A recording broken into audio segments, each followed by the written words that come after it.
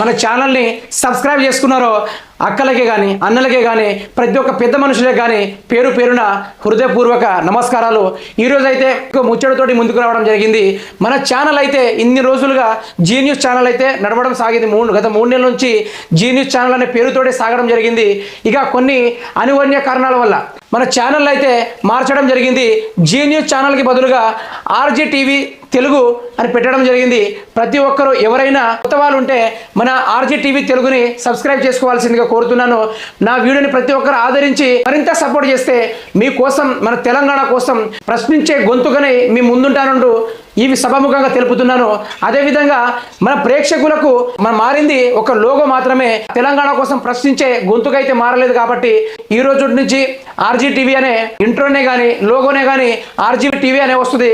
కాబట్టి ప్రతి ఒక్క ప్రజలు స్కిప్ చేయకుండా మన వీడియోని ప్రతి ఒక్కరు ఆదరించి మనకు మరింత ముందుకు